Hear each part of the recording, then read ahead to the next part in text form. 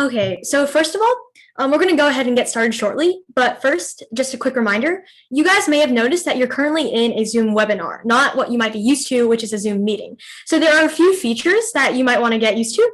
So first of all, like in a Zoom meeting, you have the chat where you guys can talk to each other. Or if you'd like to send a message privately, you can select to all panelists, which will send a message to us. And also you might notice that on like that little bottom black bar, there's also a Q&A feature. And that's that way your message, if you have a question, doesn't just get drowned out by like possible spam in the chat. So if you'd like to ask a question, you can also ask anonymously. So that way, if you don't want people to know who asked, then you can always do that. We have a question that says, do we need notebooks? So yeah, if you guys want to take notes, you are totally welcome to. You can use like a Word document. You can just use like a paper notebook. It's not required. There won't be anything that you specifically have to write down. But yeah, it'll be up to you guys if you want to take notes. How are you? I'm doing good. Thank you for asking.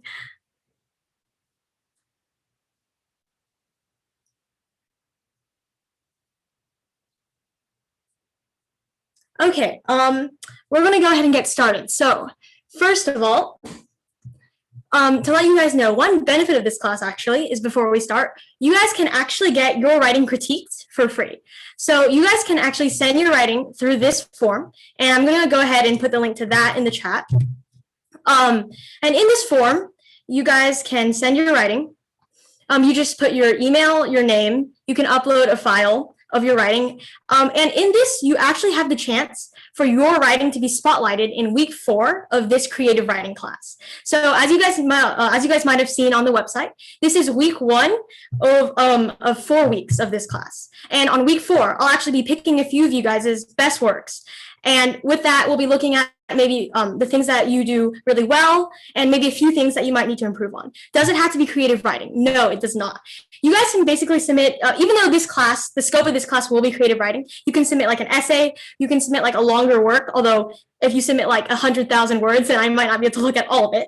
But yeah, there's no minimum or maximum word limit. You guys can submit whatever you like, and you can get some helpful feedback to hopefully make you guys even stronger writers. For what does critiqued mean? So for critiques, I'll basically be going through, and live we'll be looking at like the structure of your writing, the kinds of things. For example, in a story, we might look at the way you develop characters and maybe how you could do that even better. All those kinds of things. And then where is the link for class recordings? The class recordings will be posted later today on the website. So if you guys need to catch up on this class, you can always go back and look at the video there. And yeah. If you guys have any other questions about that, go ahead and ask.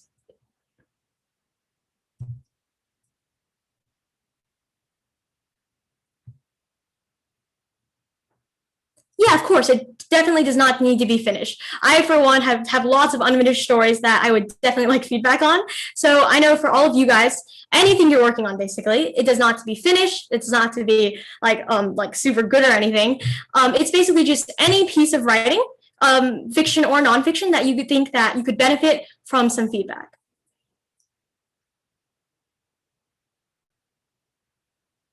And again, the link is in the chat, and just in case you don't have it, I'll just go ahead and send it one more time. All right, we're going to go ahead and move on. So this week, we're going to be talking about characters. So the people and stuff. Characters are a really, really important part of any story, because they're literally because usually a whole story centers around a character and the character's journey to do something or accomplish something, and all of that. So because of that, it's really important to have a strong character. And we're going to be helping you guys go through how to do that better today. So first thing, making your character interesting. So obviously, no one wants to read a book where the character does absolutely nothing, has no personality, and all they do is like sit around and eat potato chips. So because of this, there are a few ways. First, you want your main character to be likable.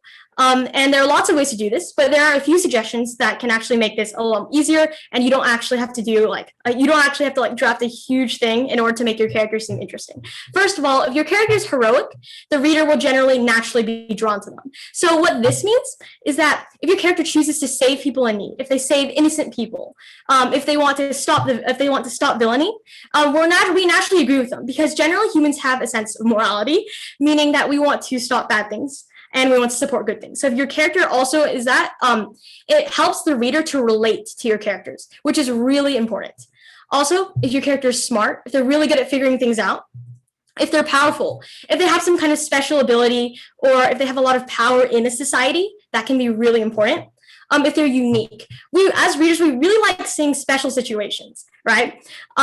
Like as readers, like for example, with the reason books like Harry Potter or Percy Jackson are so interesting to us is because the characters are really unique. We're put into this like fantasy world that is so different from our own, and we get to see a lot of different aspects of how the characters interact. We get to see a lot about the character and how they're different from our normal lives and underestimated. This, I think, is honestly one of the biggest ones because everyone really likes I think it's really nice to see like an underdog story when you like no one expects anything from the character, even though they're super unique. And then from over the course of the story, you see them grow and mature into a bigger character that everyone can respect. So, and of course, if you guys have any questions throughout this, again, you can feel free to drop it in the chat or the Q&A, and we'll go ahead and answer this. Okay. Is there a Google Classroom for this course? No, there currently isn't, but you'll be able to access the recordings later. They'll be posted on the website later, so look out for that. Okay, let's go ahead and look at a few examples. And just to let you guys know, this course, if you guys feel like this is too easy right now, don't worry, the course will cover some more interesting and bigger, we'll cover some more advanced things as we go on, but we're first going to start with some more fundamental examples. So let's start with a book series that probably everyone here has read, which is Harry Potter.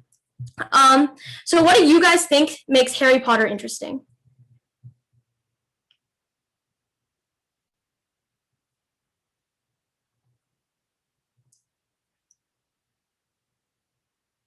Right, he's magic. It's true, right? Because he's powerful, right? He's really interesting. He's in this unique world, right? I think magic in general is just really interesting because if we don't have it, it's like the second best thing we can do as people is to read about it and explore it. Exactly. He faces a bunch of crazy stuff. He lives in this fantasy world. He's very unique. So he has a unique backstory, right? There's this whole idea that like Voldemort tried and failed to kill him, which left this famous scar. So he has this whole reputation of being like this famous person, even though he doesn't really know much about that, right? Because he grew up in a world of muggles, basically, because he has like an aunt and an uncle who absolutely hate him because he's magic. And because of that, it makes him interesting. He's also quite heroic. So throughout the story, you've probably noticed that Harry takes a lot of risks. He tries to save his friends. He tries to save his family. He's very strong-willed. He stands by his morals. And he's a character that we can really sympathize with, and we want him to succeed because he has good intentions. Let's look at another example that you guys have probably seen before too. So in the Hunger Games. So Katniss Everdeen is the protagonist of this story. So what do you guys think makes Katniss interesting?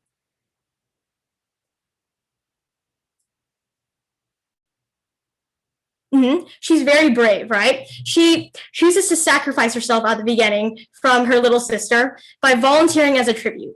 And that's basically a death sentence in this society. Like volunteering for the Hunger Games because they have all these tributes fight to the death, right? And this is something that is basically never done in District 12. She's also very skilled. Her survival skills are also draws to her. She's quite athletic. She's proficient with weapons, which is seen with like the bow. And this actually gives her a shot of winning. So we really want to see how she performs and we want to root for her. Let's move on to another thing that's important, right? Which is goals and motivation.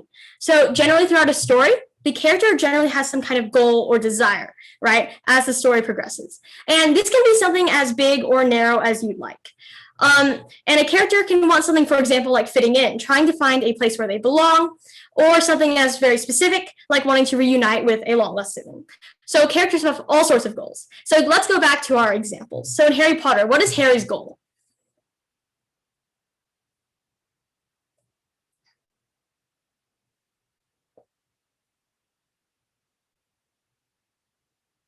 Right, exactly. He wants to kill Voldemort, who is the antagonist of the story. So Harry Potter has this kind of idea of good, which is Harry and his friends, versus evil, which is like the Death Eaters, right? And throughout the story, he wants to stop Voldemort because Voldemort has a lot of evil intentions and wants to kill a lot of people. And in the Hunger Games, what is Katniss's goal?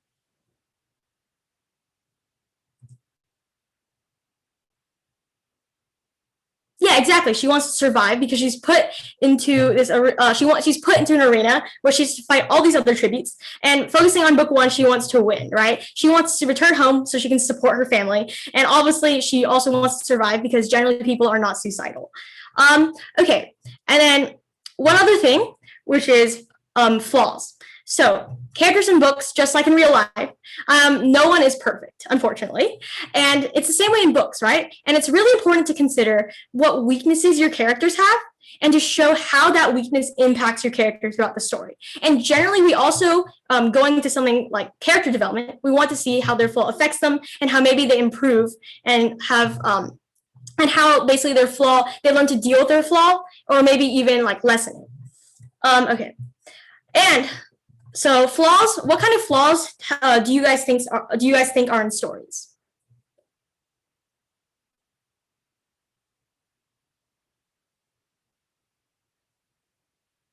Pride is a big one, right? Too loyal, being uncertain, those kinds of things.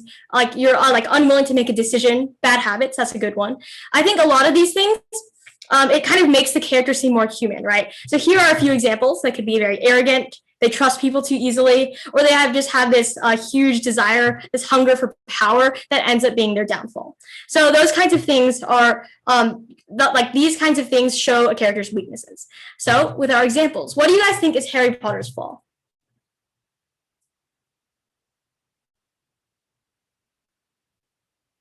Anger issues.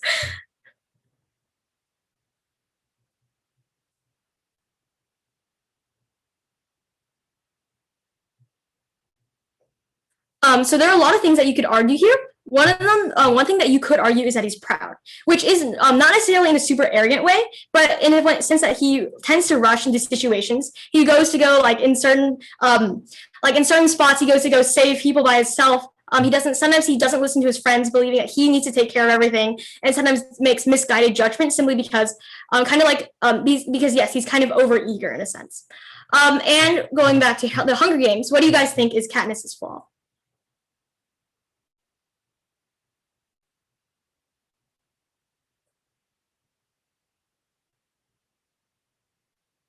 Okay, for those of you who haven't read The Hunger Games, oh, I apologize, but you guys actually, if I were to give you a recommendation, you guys should definitely read The Hunger Games. It's really interesting. And yeah, I think, yeah, a lot of these, while I think flaws, they're very arguable. I think you could say a lot of different things for certain characters. In this case, one that you might argue is that she's too selfless. Kind of like if you guys have read Percy Jackson, how there's this idea that Percy could not sacrifice the world to save his friends, that kind of idea between choosing between someone he cares about and the entire world. Like it's kind of that idea of being too overprotective and really wanting wanting to save everybody in a sense, or those that she cares about. Okay, so let's go ahead and now talk about character development. Okay, so with character development, you guys have probably heard in school about something called static versus dynamic characters. Do you guys know what the difference between these are?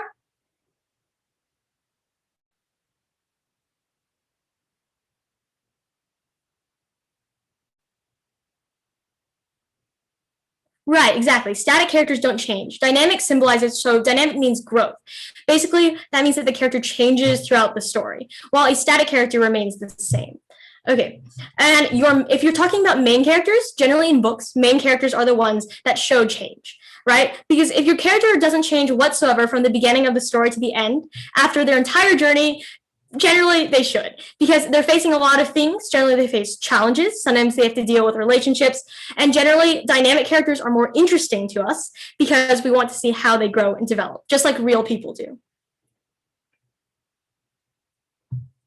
Okay, so strategies for character development.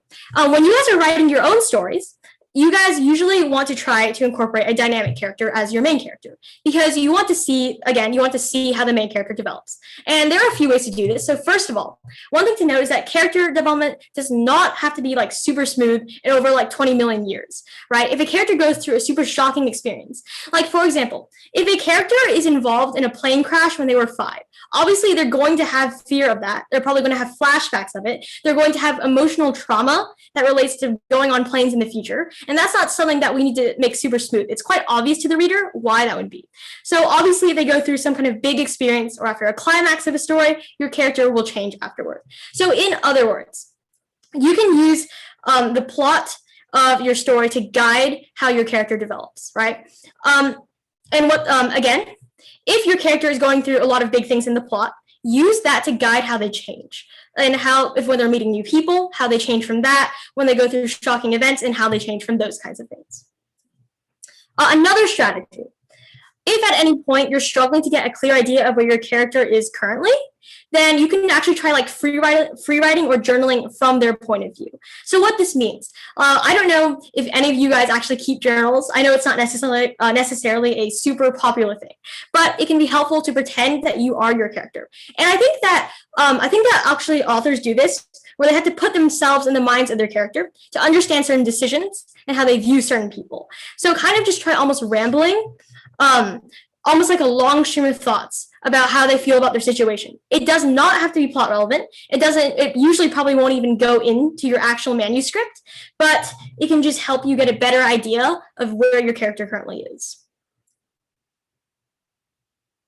Okay, and now let's talk about some character building questions. So let's say that you guys are creating your character. Now, there's a lot of things that you can do with that. And one thing that can really help is character building.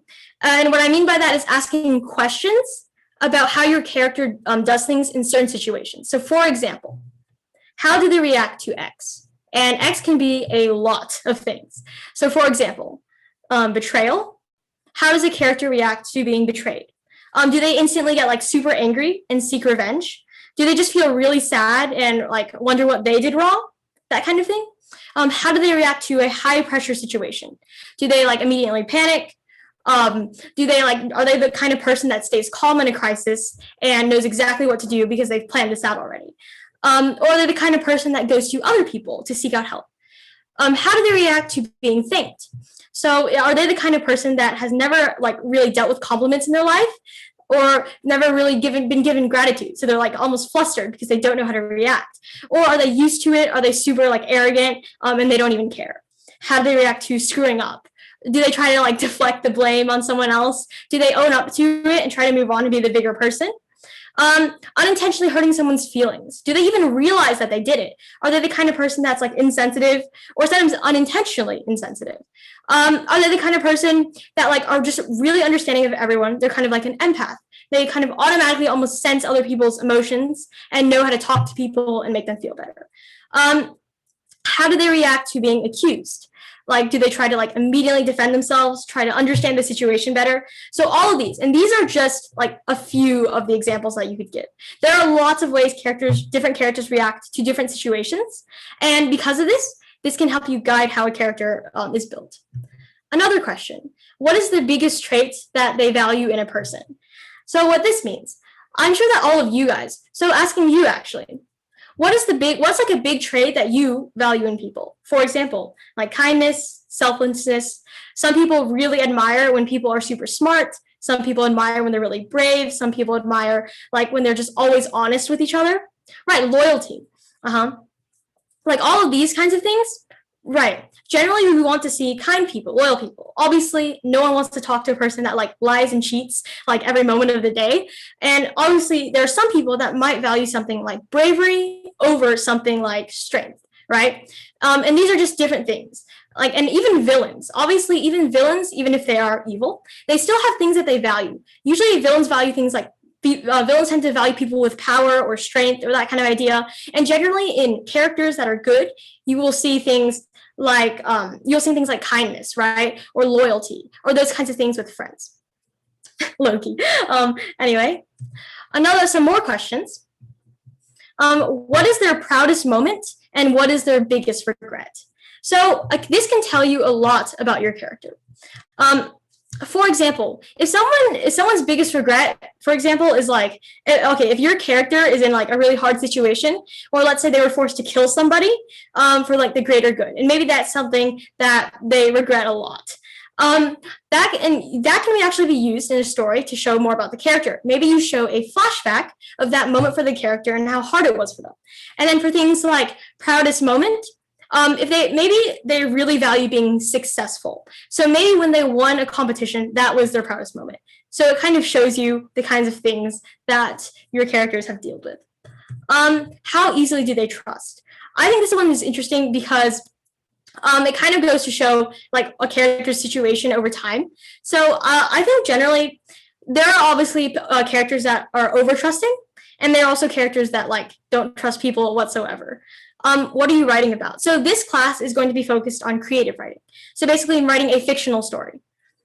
So in this situation, going back to this, how easily does a character trust? And of course, there are some people that will have just learned that maybe if a bunch of characters have betrayed them in the past, they no longer want to trust anyone ever again. Another question: what does their ideal life look like? So if a character's ideal life is like full of extravagant things, they live in like a $20 million mansion, they have servants that attend to their every need, you can assume that that kind of person is very spoiled, that they've never had to really work hard, maybe their parents are super rich. Versus maybe another person's ideal life might just be having safe friends and family around them. And that kind of person might come from like a more humble background, or maybe their friends have been in danger before. So their greatest desire is really just to keep their friends safe. So these kinds of things are the kinds of questions that can tell you more about your characters. Okay, let's go ahead and talk about some more useful stuff to include. So first of all, flashbacks. Unless you're literally planning to start your character from like when your character's mother like gives birth, chances are your character has some pretty significant memories, just like you and I do, right? Generally when people tell stories about each other, that's kind of helping to get to know each other better. What is a flashback? A flashback essentially means in a story when the character thinks back to a significant memory of a time that someone else. Exactly, when a character remembers a memory. And yeah, this picture here is from Up. Up, the movie, which is a great movie, by the way. It has a very famous scene, which is like a big flashback of when he's remembering like his wife, Ellie, and then, something sad happens. But the point is, chances are your character has significant memories that you can show by like thinking back, and maybe your character goes, oh, and maybe this explains why they make some of the decisions that they do. Okay, flashbacks can also be a useful way to give more information. So if you don't have like a very useful way to show maybe like a past event, a flashback is just a lot easier to do sometimes than trying to incorporate it into something like dialogue or action. Okay, let's go ahead and talk about habits and mannerisms.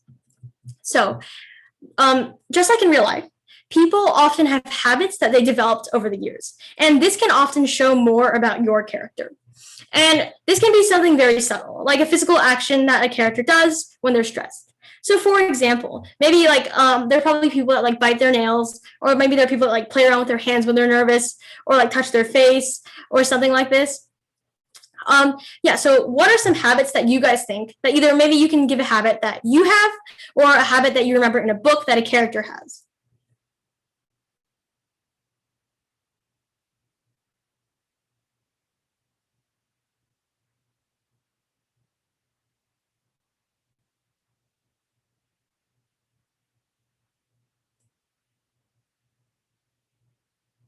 Eat a banana every day. I think habits, yeah, that's a good one. They tap their feet when they're anxious. I think those small things kind of show a little bit like of light to the character. Like for example, one of my greatest habits is procrastination. But anyhow, let's go ahead and talk about interactions with other characters. So the way characters interact with others often tells readers a lot about them. You can show relationships like this through dialogue or by incorporating it into a plot event. For example, if a character chooses to save an innocent child from danger, then that goes to show a lot about the character, right? Through an action or like an event because of how they reacted to the other character. So it's important to consider how your character might treat other characters. For example, those they care about, those who are above them or below them, and those who need help. And the reason this is important is, for example, if a character just has extreme scorn for people that like are lower class than them, obviously it kind of tells us, it makes us kind of dislike that character because they don't show respect to like all kinds of people and they're basically being prejudiced. And yes, yeah, like for example, the reason generally we think of people like firefighters as honorable and brave because a lot of the times they put themselves into danger to save other people, right? And because of that, that kind of plot event, if your character is like a hero, if they save another person, which is an interaction in a sense, through that kind of action event, it makes us admire them.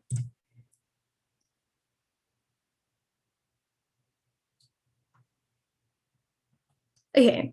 And now let's go ahead and talk about some tips that you guys can use. So first, taking inspiration from real life. So if you guys find yourself stuck when you're creating a character, then you can always draw qualities or character traits from people you know in real life. This is useful because just like in real life, people are complicated, which is like characters in books. And I think personally, I've done this a lot where just because like sometimes when writing a main character, I've drawn qualities or like ways that I think myself, or when a character is asking questions, sometimes it's a little bit of the kind of things that I would think about or I would wonder about. So what I want you guys to do is try this now. So I want you guys to try in the chat writing a quick character sketch of like a friend, a family member, a tissue box, or some other person that you guys know fairly well. And try to incorporate some of the elements that we've just previously talked about to make your character more detailed and vivid to the reader. So I'm going to give you guys about 15 minutes or so to go ahead and try this. And basically what I mean by character sketch is a tissue box. That was a joke. Sorry. What I mean by a character sketch is try and list out some traits, maybe a couple of memories, maybe a few ways that they react to certain situations, kind of like we talked about before, but just paint a character and so that way we can kind of clearly visualize and kind of understand the kind of character they are. So I want you guys to try that.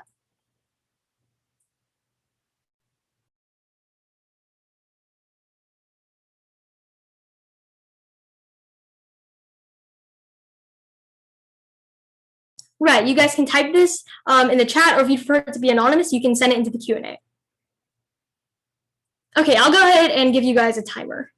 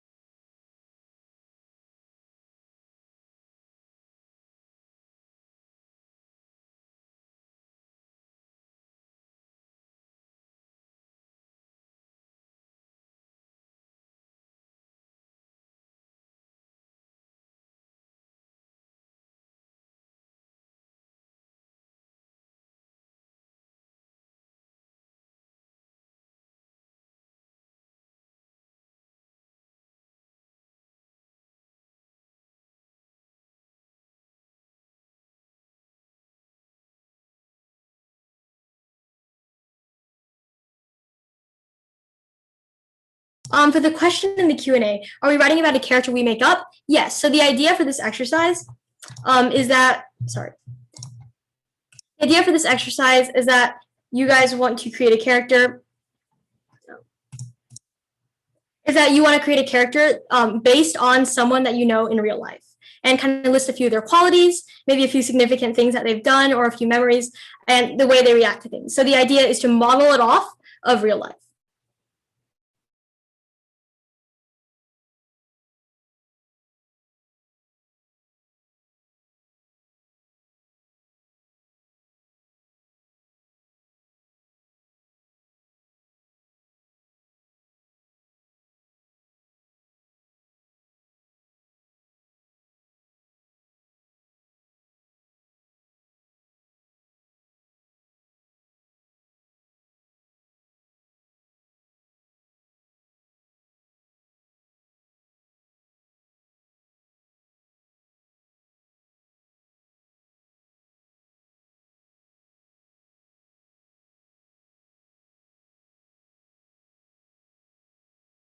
Yeah, sure. If you guys want to actually try making up a completely fake character, it doesn't not have to be based on anyone if you don't want it to be.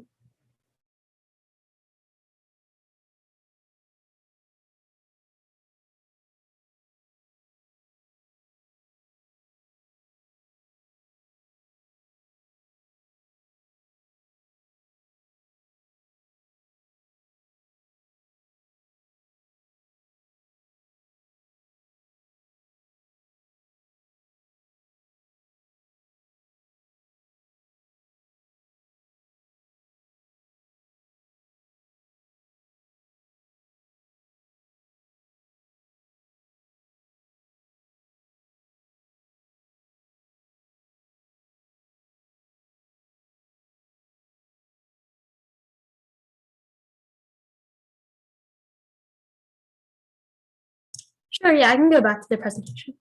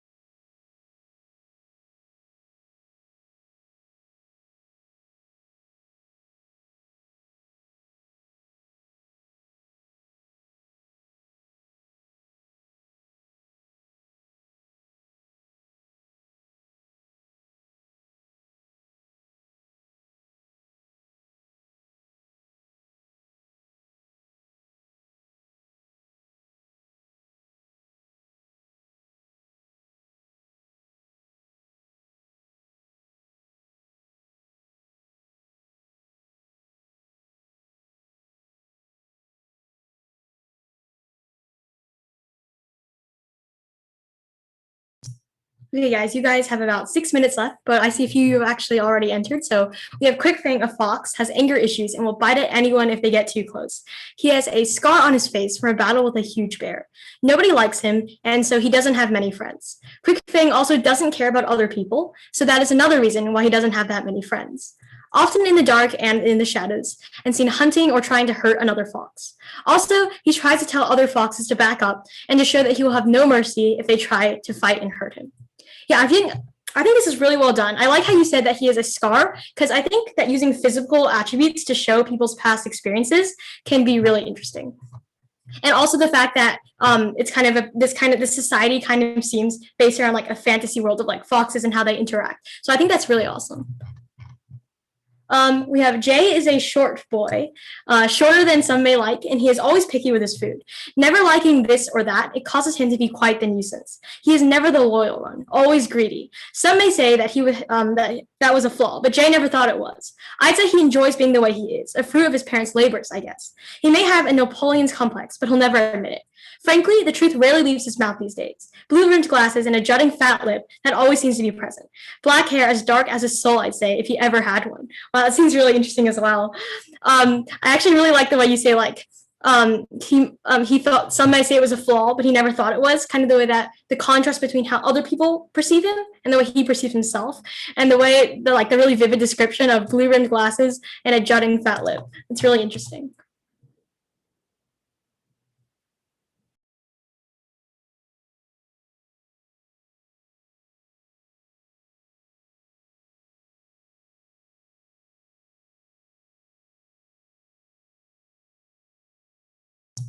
Okay, there is a small girl named Alina. Her family originally came to the US from Taiwan.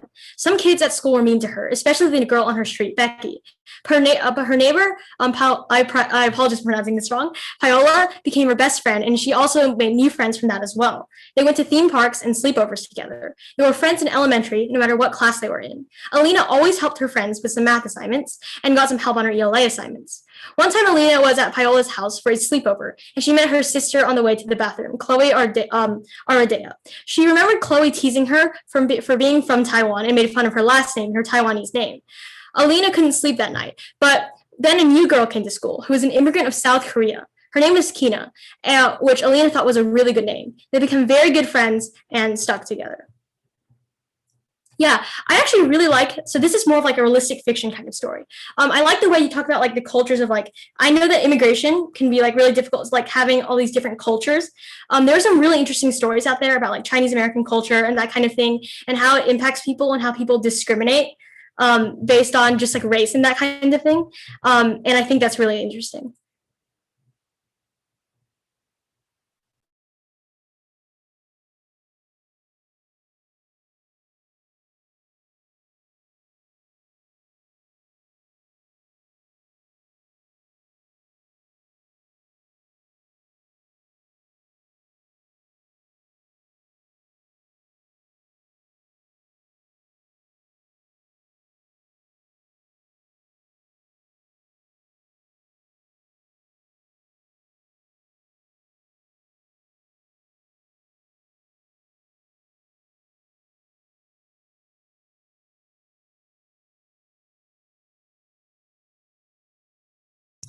Oh, okay. Am I still kind of loud?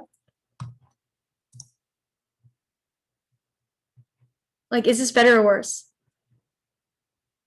Okay. I'll assume it's fine then. Okay. We have from Kathy. The magicians who do magic tricks actually do real magic, but keep it hidden. There's war going on, and all except one magician were killed. Everyone thinks that they are doomed because they believe there are no more magicians, but they were wrong. A 12-year-old boy named Willie had just realized he was a magician on his birthday, which was one day before the whole tragedy happened. Willie is the last magician alive and also the most powerful in history. He must end the war and create peace again in his world. Wow, this sounds like a real book. This is actually really cool. Like that fact that he's like the last magician alive is like an epic fantasy story. Character Julia, personality, brave, defensive, caring. Appearance, brown hair, brown eyes. Backstory, Julia lived peacefully and happily with her family. She had a little brother named Joshua. He was 2 years younger than Julia, and the siblings always got along with each other. One day, on the morning of Julia's 7th birthday, her parents and little brother went to the store to get a cake. Julia was asleep and wasn't aware that they had left. However, on the way there, her family's car crashed and no one survived. Oh, wow. I like all the little details in here, like the fact that you see her family, and even like this. Like I like the small anecdote of like they went to go to get a cake. All these tiny things that add up into that big reveal of the like her like the sad part about like the car crash and how that might affect her from like a tragic story.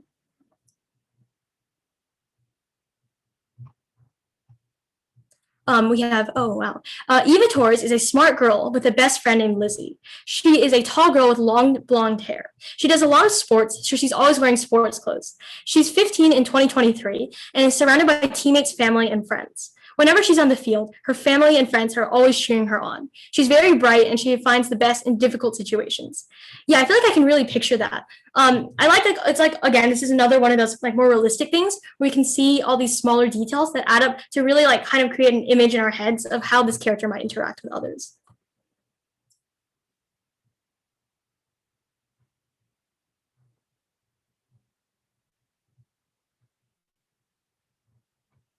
Every century, 12 kids are born. They are destined to protect the people.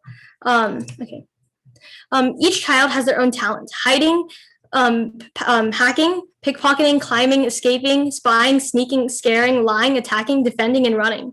12-year-old boy Tim knows that he's the last of the 12 talents who has not been captured. His talent is spying. He knows that a very old antique store has something to do with the kidnapping of the 12 talents. Will he be able to figure out the mystery in time, or will he be captured too? Wow, this seems like another one of those like huge fantasy stories. That's really interesting. And like the idea of the 12 talents, kind of throwing in like your own kind of world building or vocabulary there.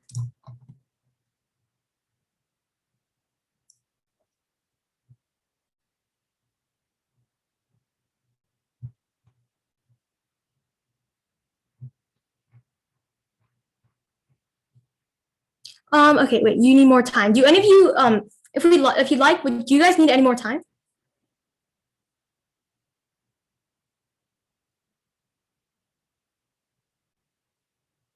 Okay, I'll go ahead. If you guys need it, I'll go ahead and give you guys like another like 3 minutes or so, just for those of you that are finishing up.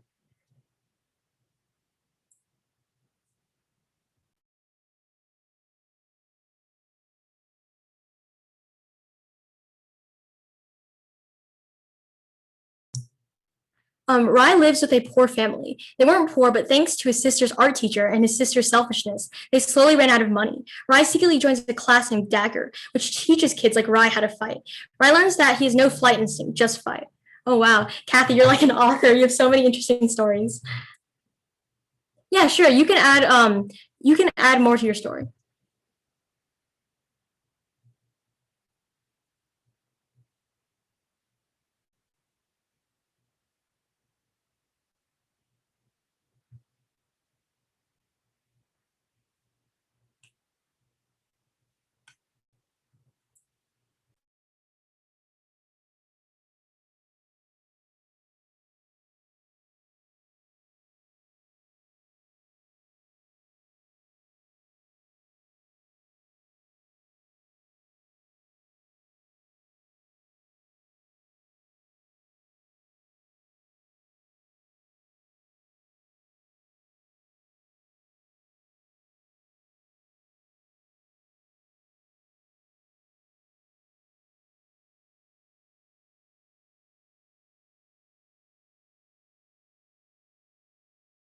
Oh wow, Kathy's wow, you've even started like your own story. This is actually really awesome. I might have to like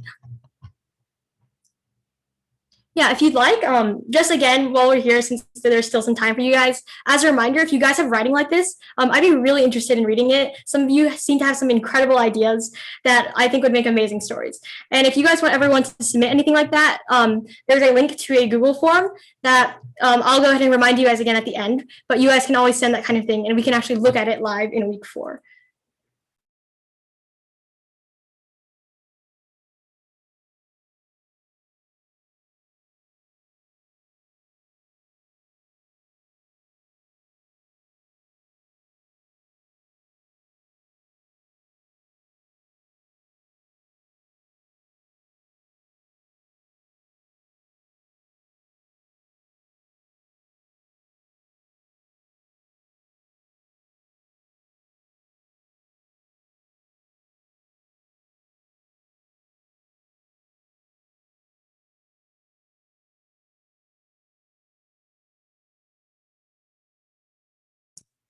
Lily Rose is Eva Torres's best friend. She always goes above and beyond when it comes to helping Eva.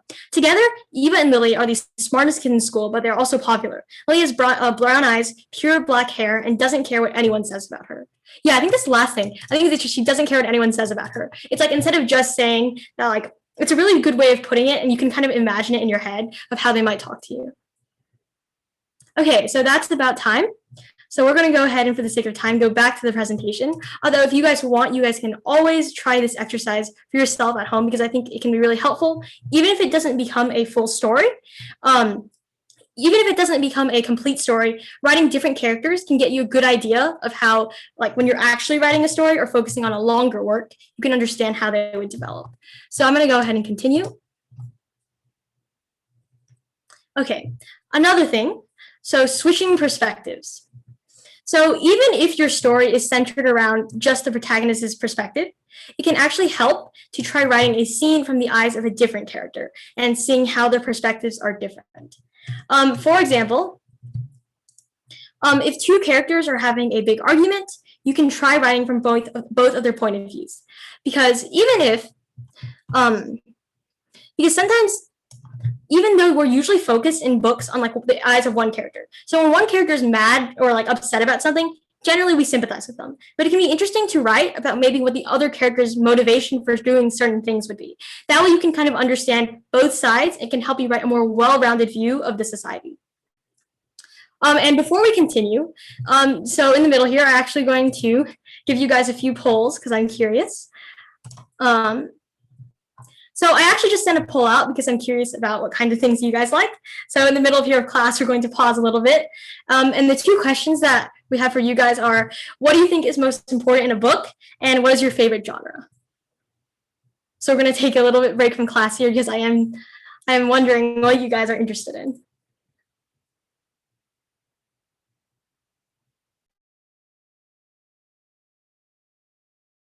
Oh, a dystopia is kind of like a futuristic, usually it's like a futuristic society where, like, there's usually something wrong with the government or the system. And usually the main character goes against that, like, the idea of what is normal. They usually fight against, like, the standard.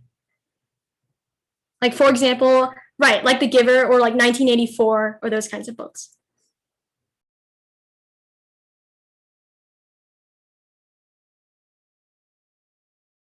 And for those of you guys that are saying, oh, I love Divergent as well. For those of you who are saying other, you guys can put what genre you guys like in the chat.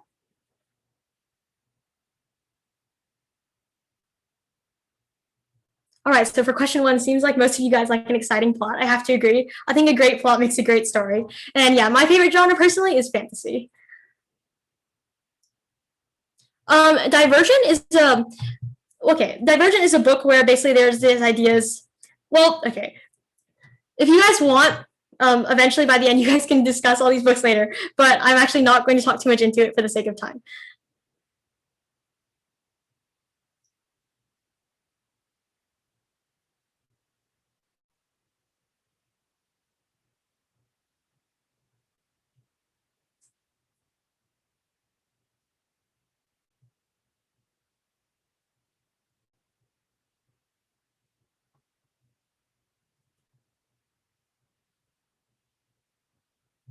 I'm about to end the poll in about like 15 seconds or so.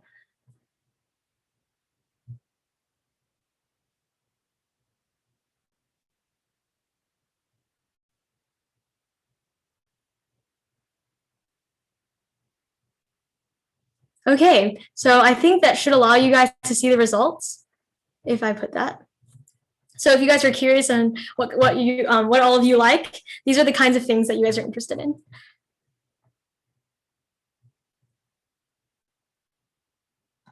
So yeah, the most popular options here are exciting plot and fantasy, which I personally agree with. So okay, let's go ahead and move on. So now I'm going to be talking about just a few brief things that are kind of more like ELA stuff or more technical things. So first, this is something that's usually covered, I think, more in high school, but it can be important. So there's something called character archetypes. And these are kind of just like the roles in a story. And they have these names as well to kind of symbolize the kind of like archetype the character plays. So first, the hero. This is basically what it sounds like. They're just the protagonist. They usually want to defeat evil and they have good morals and intentions. There's something called the caregiver, which means they have a strong desire to help others. They really care about other people, and they're kind of almost like a parental character. There's something called the loyal retainer, and this is kind of like the sidekick of a story. They protect the hero, and they often carry a lot of the same beliefs. And then finally, the mentor. So they provide wisdom or guidance. They're kind of like the wise sensei of the story, and they help the hero learn valuable lessons. And these are just a few of the examples. There are lots of character archetypes. Yeah, and for the sidekick, it could be the opposite of the hero. There actually is something called like a foil character, which is a term that basically means that they kind of stand for like the opposite ideas. Exactly. Yeah, they stand for like the opposite ideas that you would typically expect, right? Yeah, like an anti-hero.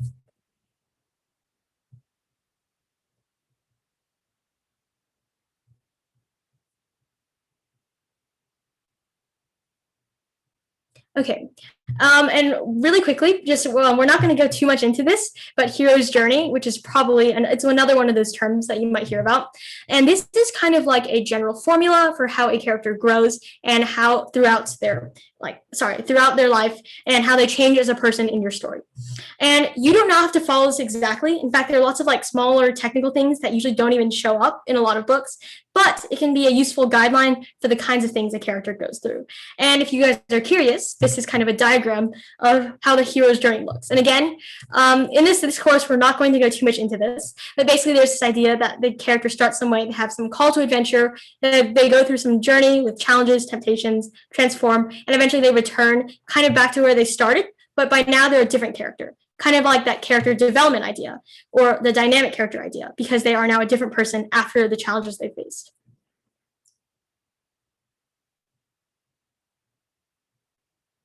Okay, so do you guys have any questions about that or anything in this course?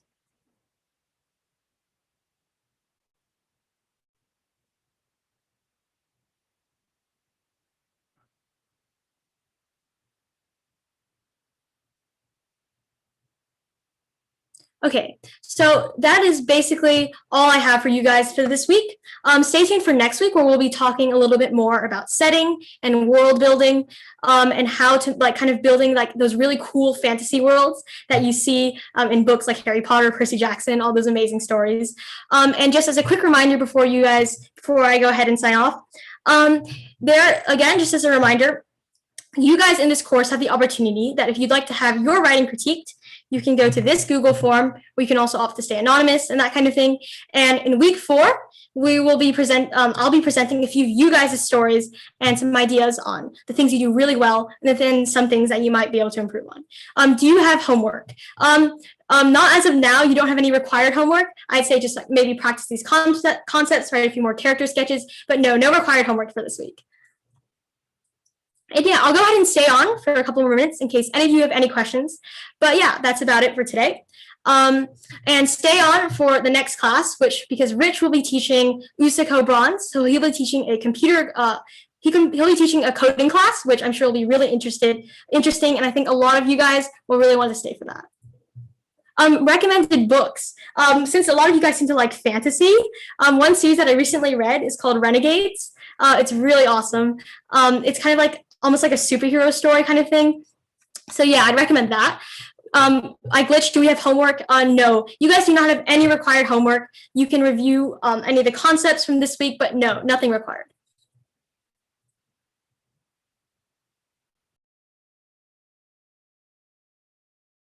I love Wings of Fire as well.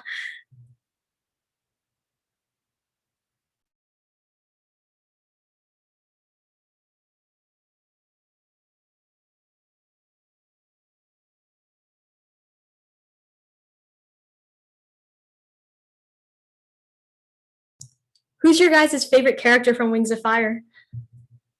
And yes, book 15 went.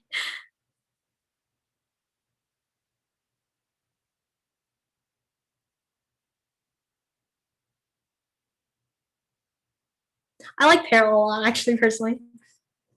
Clay, Darkstalker. Yeah, Darkstalker is a really interesting anti-hero. I think I think his character story is really interesting, like in the Legends book. Winter, Moon,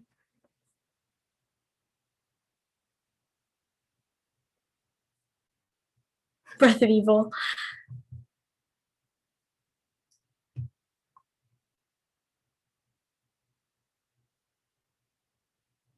Keeper of the Lost Cities. I read that as well. Sundu.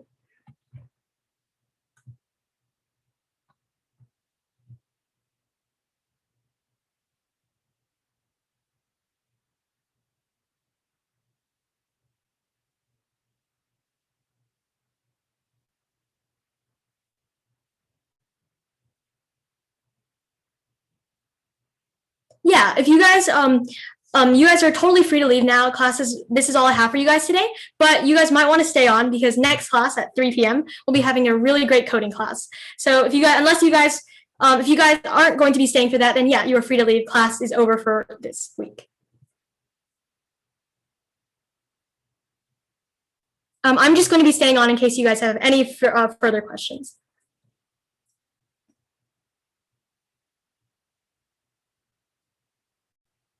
Bye, guys.